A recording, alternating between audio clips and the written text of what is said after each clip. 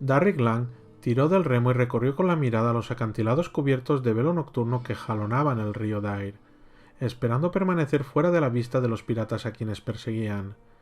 Desde luego, solo sabría si habían sido descubiertos después del ataque inicial, y los piratas no eran conocidos por su generosidad hacia los marineros de la armada de Westmarch, en especial aquellos que les iban a la caza bajo las órdenes del rey de Westmarch.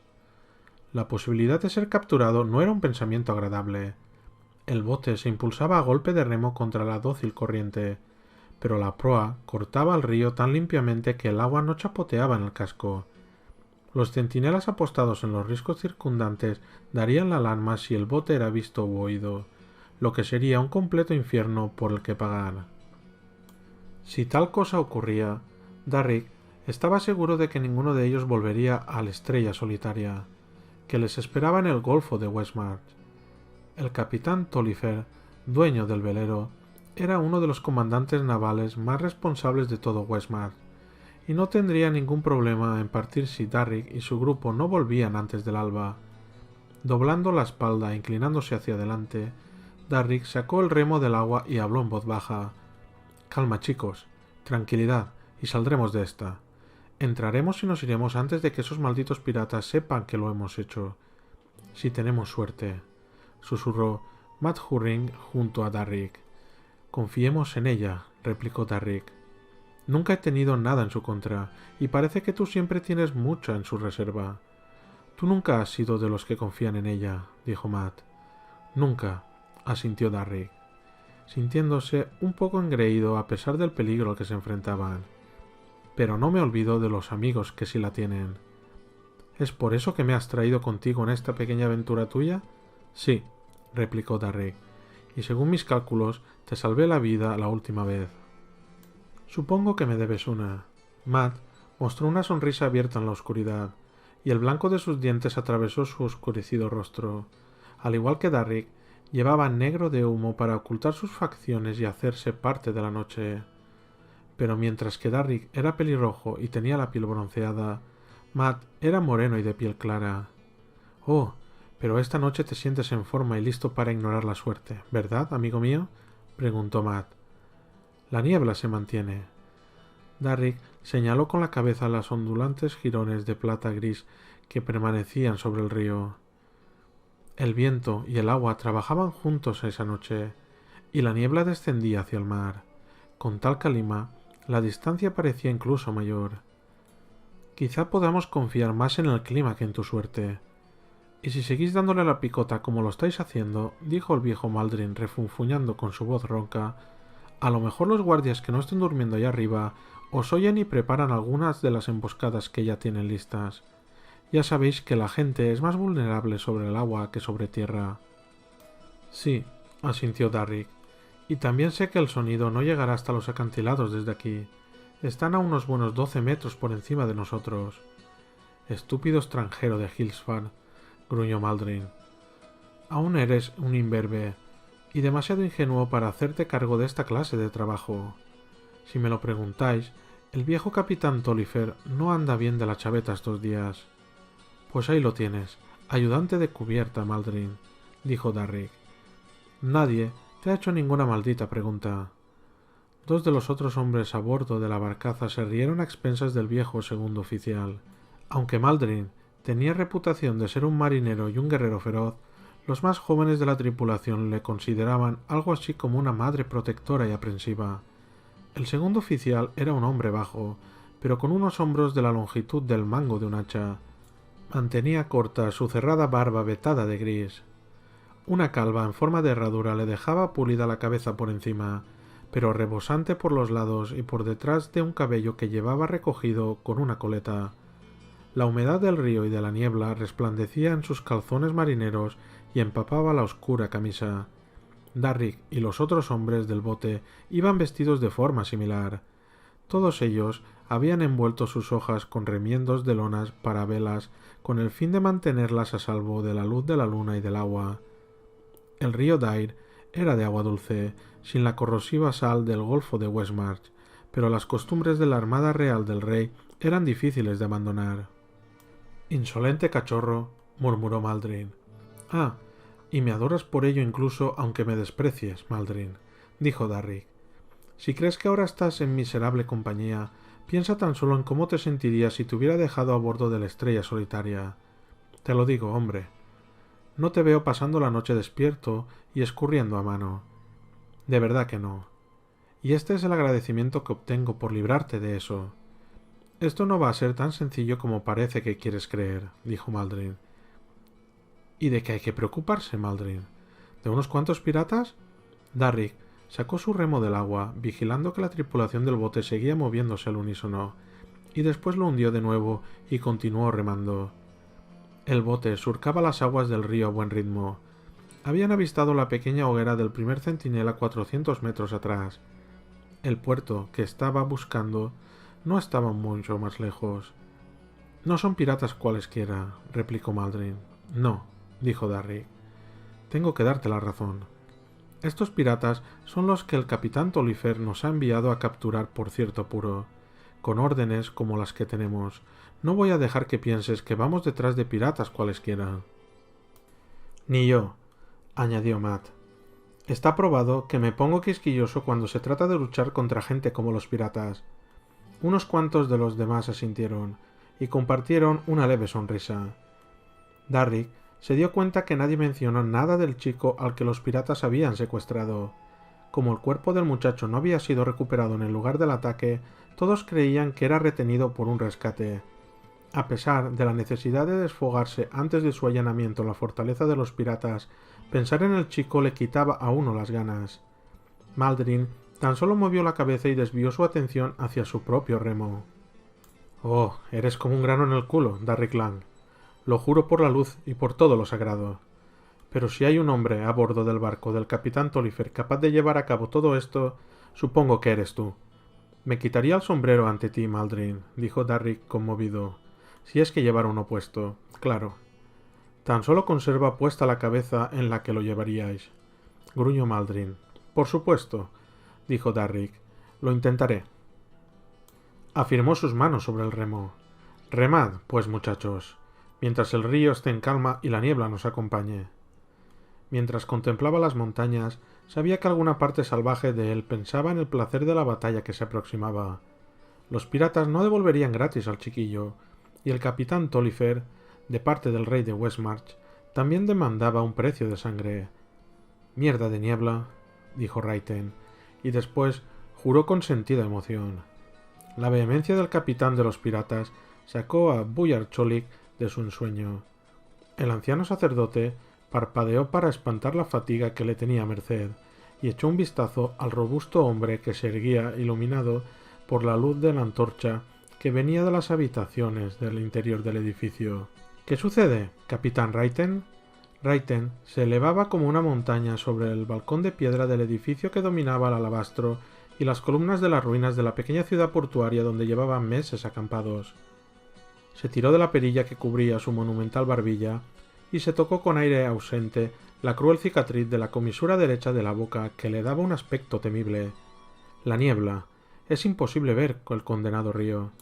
La pálida luz de la luna refulgía en la cota de malla negra que Raiten llevaba sobre una camisa verde oscuro. El capitán del barco siempre iba trajeado a la perfección, incluso tan temprano por la mañana, o tan tarde por la noche, se corrigió Cholik, ya que no sabía cuál era el caso del jefe pirata. Los calzones negros de Raiten estaban metidos con pulcra precisión dentro de sus botas de caña alta con vuelta. «Y aún pienso que no hemos salido tan bien parados del último trabajito que hicimos». «La niebla también hacía arriesgado navegar por el río», dijo Cholik.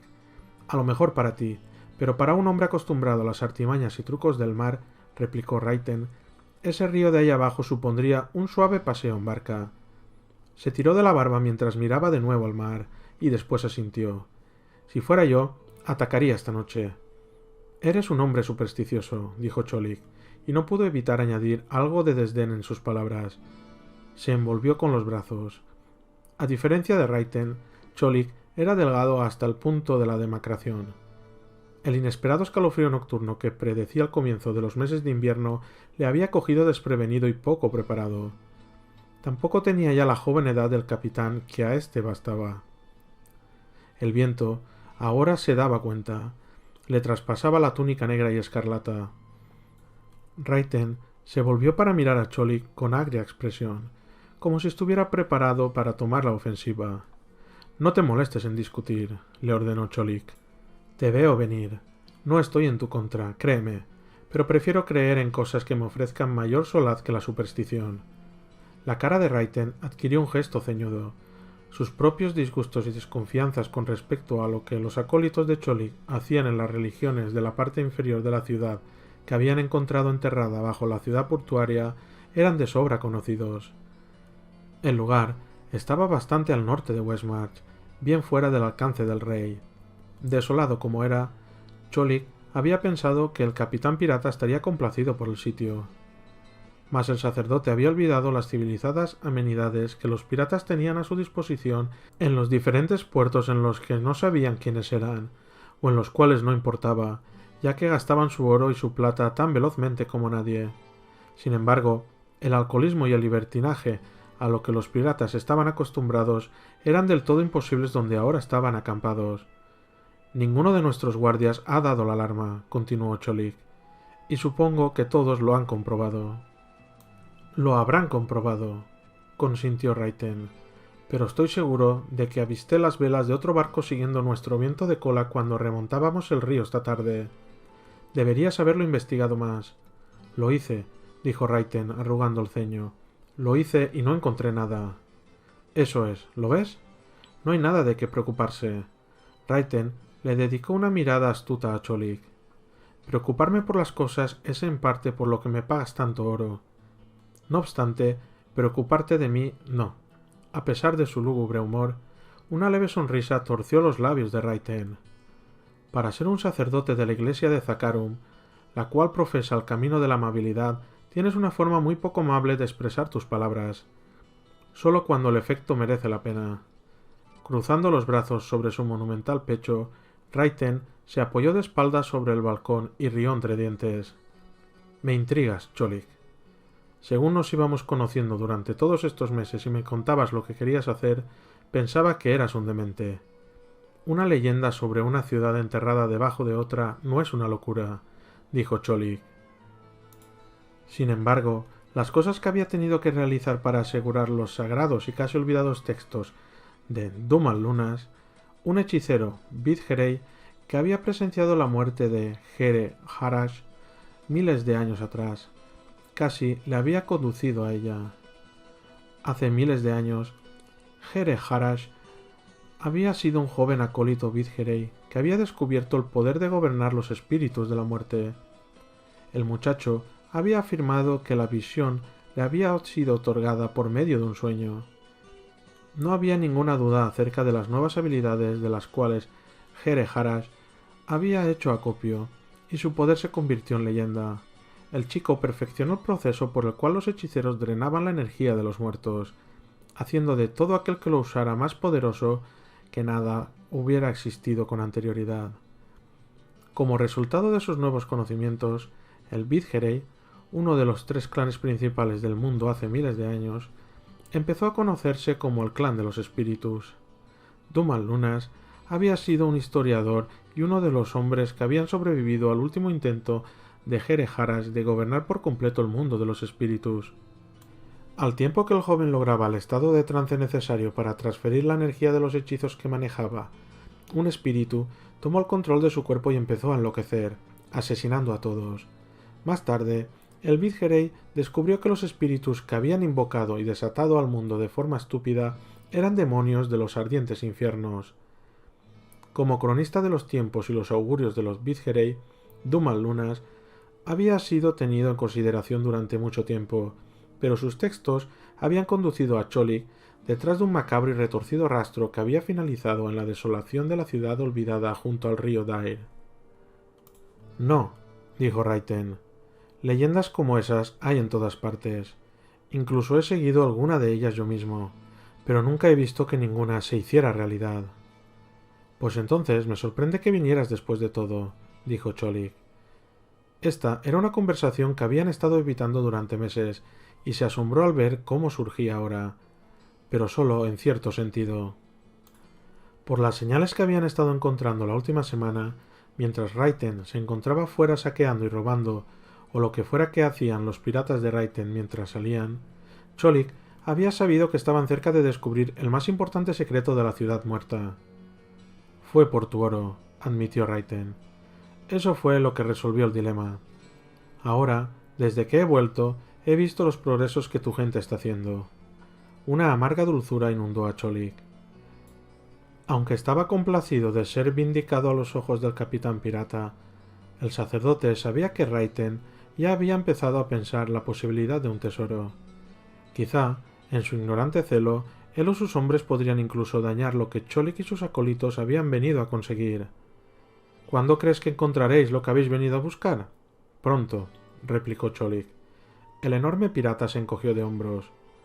Podría ayudarme el tener una idea. Si hoy os hubieran seguido, le cortó Cholik, toda la culpa sería tuya. Raiten le dedicó una sonrisa lobuna. ¿Seguro? Estás buscado por la armada de Westmarch, dijo Cholik, por los crímenes contra el rey.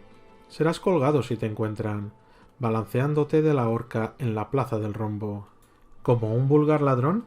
Raiten arqueó una ceja. Sí, quizá acabe colgado de una soga como una vela suelta en el extremo de un peñol, pero ¿no te parece que el rey tendría reservado un castigo especial para un sacerdote de la iglesia de Zakarum que haya traicionado su confianza y le haya dicho a los piratas que barcos transportan el oro del rey por el golfo de Westmarch y a través del gran océano? Las observaciones de Raiten escocieron a Cholik. El arcángel y Aerius habían gatusado a un joven azteca llamado Akarat para que fundara una religión devota de la luz. Durante un tiempo, la iglesia de Zakarum había sido exactamente eso, pero cambió con el paso de los años y las guerras. Pocos mortales, solo aquellos pertenecientes al círculo interno de la iglesia de Zakarum, sabían que la iglesia había sido pervertida por demonios y que ahora seguía a una maldad oscura y en su mayor parte oculta por sus inquisidores. La iglesia de Zakarum estaba también vinculada a Westmarch y a Tristán, el poder detrás del poder de los reyes. Revelando el lugar de paso de los barcos que llevaban el tesoro, Cholik también había habilitado a los piratas para robar la iglesia de Zakarum.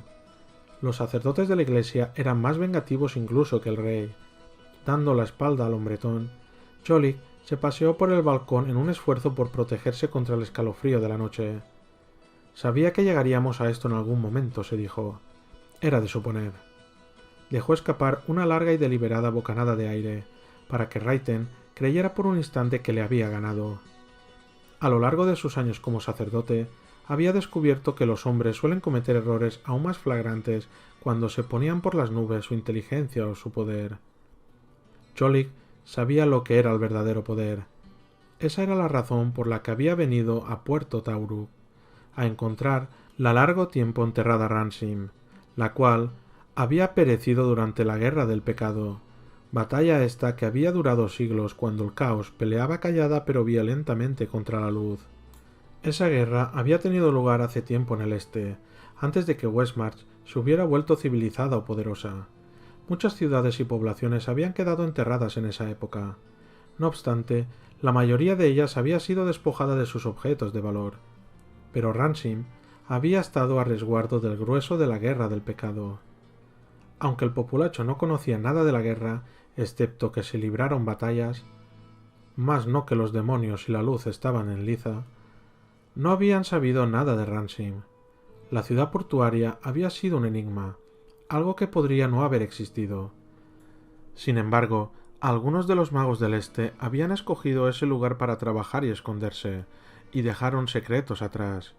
Los textos de Dumal Lunas habían sido la única fuente que Cholik había descubierto en referencia al paradero de Ransim, e incluso ese libro le había conducido tan solo hacia arduas tareas de recopilación de datos acerca de la localización, la cual había sido ocultada bajo una cuidada maraña de mentiras y verdades a medias. ¿Qué queréis saber, capitán?, preguntó Cholik.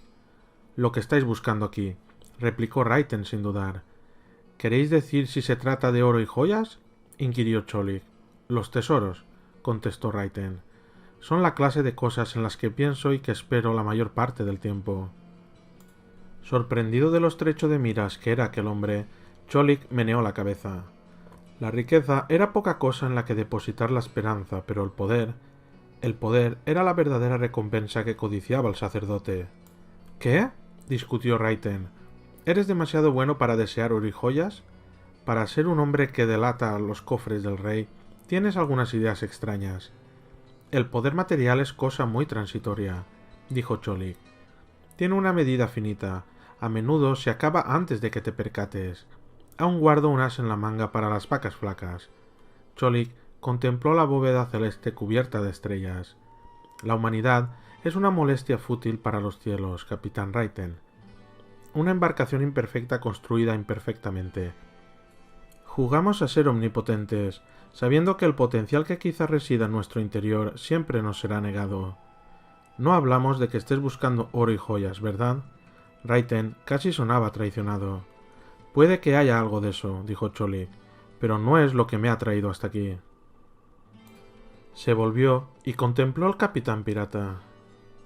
Seguía el aroma del poder hasta aquí, capitán Raiten, y para ello he traicionado al rey de Westmarch y a la iglesia de Zakarum, de modo que pudiera asegurarme vuestro barco para mis propios propósitos. ¿Poder? Raiten negó con la cabeza sin creérselo. Dame unas cuantas hojas afiladas como cuchillas y te enseñaré lo que es el poder. Enfadado, Cholik gesticuló ante el capitán. El sacerdote vio unas finas ondas de fuerza resplandecientes saltar de su mano extendida y golpear a Raiten. Las ondas rodearon la enorme garganta de éste como bandas de acero y le dejaron sin aliento. Un instante después, Cholik obligó al hombretón a arrastrarse a sus pies.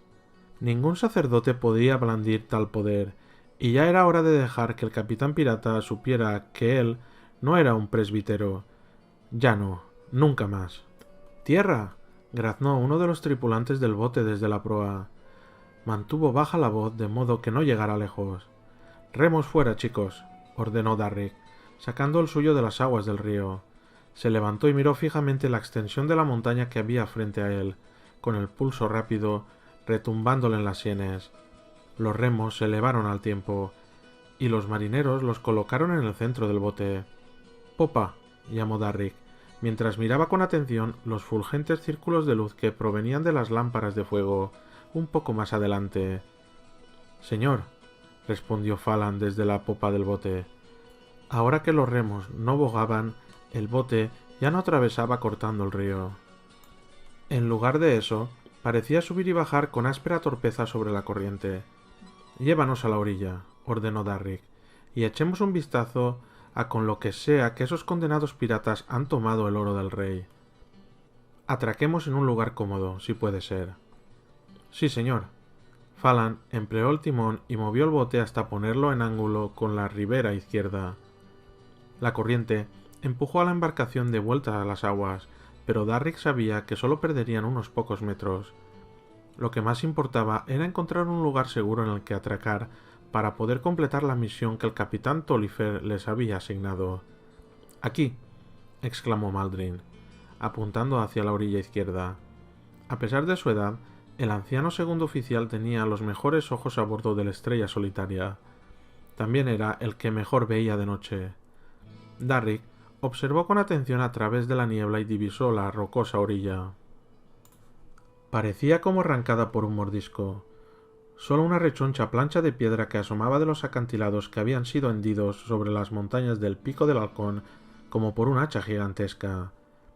«Bueno, es un atracadero inhóspito, si alguna vez vi uno», comentó Darrick. «No si eres una cabra montesa», dijo Matt. «Ni a una maldita cabra montesa le gustaría resquilar por esta», dijo Darrick, midiendo la escarpada ascensión que les esperaba. Maldrin miró los riscos de reojo. «Si vamos a ir por aquí, tendremos que escalar». «Señor», llamó Falan desde la popa, «¿qué queréis que haga?» «Atraca en la orilla allí, Falan», dijo Darrick. «Nos jugaremos nuestras opciones con este poquito de providencia». Sonrió. «Siendo este camino tan difícil, sabéis que los piratas no se lo esperarán. Tomaré eso y lo añadiré a la cantidad de suerte que estamos teniendo esta noche». Con la habilidad de un experto, Falan guió el bote hasta la ribera. «Tomás», dijo Darrick, Necesitamos echar el ancla ahora, tan rápido como puedas. El marinero levantó con fuerza el ancla de piedra del centro del bote, lo estabilizó en el costado y lo arrojó hacia la orilla. El inmenso peso cayó cerca de ésta, pero chapoteó en las aguas poco profundas. Tensando la cuerda, arrastró el ancla por el fondo del río. Debajo hay piedra, susurró cuando la maroma se sacudió en sus manos. No lodo. Esperemos entonces que la hayas fijado a algo sólido, replicó Darrick. Se movió por el bote, ansioso por ocuparse del peligroso negocio que tenían ante ellos. Cuando antes empezaran, antes acabarían y estarían de vuelta sobre la estrella solitaria.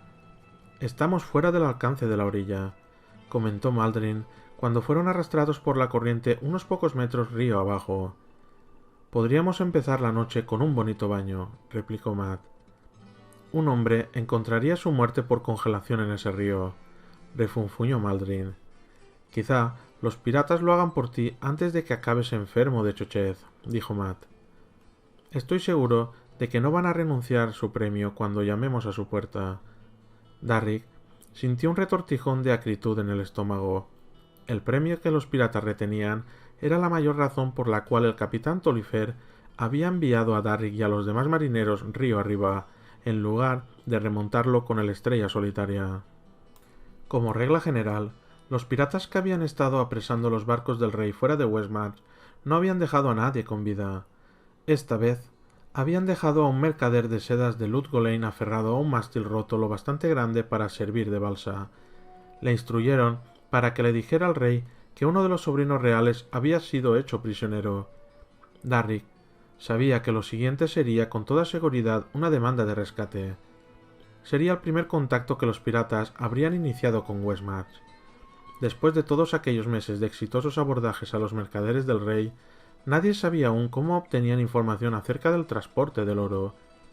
Sin embargo, habían dejado vivo solo al hombre de Ludgolain, lo que sugería que no querían que nadie de Westmarch se escapara y pudiera identificarles. El ancla rascó el cauce empedrado, reduciendo el margen de éxito centímetro a centímetro. El agua y el sonido de la corriente amortiguaron el ruido. Entonces el ancla se detuvo y la cuerda dio un seco tirón en las manos de Tomás. Aferrándose a ella con sus callosas palmas, el marinero aguantó bien. El bote se paró pero continuaba balanceándose sobre la corriente del río. Darrick observó hacia la orilla, que se encontraba a un poco más de 2 metros. Bien, tendremos que hacerlo con lo que tenemos, muchachos. Miró a Tomás. ¿Cómo de profunda es el agua? Tomás comprobó los nudos hechos en una cuerda mientras que el bote tironeaba del ancla. Se ha hundido unos 2,5 metros. Darrick ojeó la ribera. El río debe caer desde una altura considerable, desde el borde de los acantilados. Menos mal que no llevamos armadura, dijo Matt. Aunque ojalá tuviera una buena cota de malla que me protegiera de la reyerta que se avecina. Te hundirías como un sapo alcanzado por un rayo si así fuera, replicó Darrick, y quizá no sería necesario luchar. A lo mejor nos colamos a bordo del barco pirata y rescatamos al joven sin armar trifulca.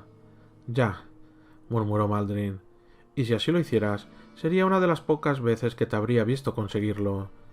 Darrick sonrió a pesar de la preocupación que comiscaba los rincones oscuros de su mente. Vaya, Maldrin, casi puedo sentir el desafío en tus palabras. Siente lo que quieras, gruñó el segundo oficial. Yo doy consejos con la mejor de las intenciones, pero veo que rara vez son aceptados con el mismo espíritu con que son ofrecidos. Por todos los santos, seguro que están aliados con los muertos y con cosas por el estilo. Las palabras del segundo oficial tuvieron un efecto desembriagador en Darrick, recordándole que, aunque él veía las actividades nocturnas como una aventura, aquello no era ninguna broma. Algunos capitanes piratas ejercían la magia. «Perseguimos piratas», dijo Matt. «Solo piratas. Hombres mortales cuya carne puede cortarse y sangrar». «Así es», dijo Darrick, ignorando la sequedad en el fondo de su garganta que las palabras de Maldrin le habían causado. «Solo hombres». Sin embargo, la tripulación se había enfrentado a un barco de no muertos hacía solo unos meses, mientras estaban de patrulla. El combate había sido brutal y espeluznante, y había costado las vidas de varios compañeros antes de que los marineros no muertos y su barco hubieran sido enviados al fondo del mar. El joven comandante miró a Tomás. ¿Estamos anclados? Tomás asintió, jalando de la maroma del ancla. Sí, tanto como podría decirse. Darrick sonrió abiertamente. Me gustaría tener un bote en el que volver. Tomás, y el capitán Tolifer puede ser bastante quisquilloso con la tripulación que pierde su equipo. Cuando alcancemos la orilla, afirma el ancla de nuevo, si no te importa. Así se hará. Recogiendo sus sables de entre las armas envueltas en el fondo del bote, Darrick se puso en pie con cuidado, asegurándose de mantener la embarcación en equilibrio. Le echó un último vistazo a la cumbre del risco. El último puesto de centinela que habían identificado se encontraba a 100 metros río abajo. El fuego de campamento aún ardía a través de las capas elevadas de niebla. Contempló delante de él las luces que brillaban en la distancia, con el estruendo de las jarcias de los barcos que golpeaban los mástiles en sus oídos. Parece que no hay nada que hacer, muchachos, dijo Darrick. Tenemos un baño helado por delante. Se percató de que Matt ya tenía su espada a mano y Maldrin su propio martillo de guerra. Después de ti, dijo Matt, invitándole con la mano abierta a que fuera hacia el río. Sin más palabras, Darrick se deslizó sobre un lado de la barca y se metió en el agua. El agua fría se lo tragó de un bocado, dejándole sin aliento, y nadó contracorriente hacia la orilla.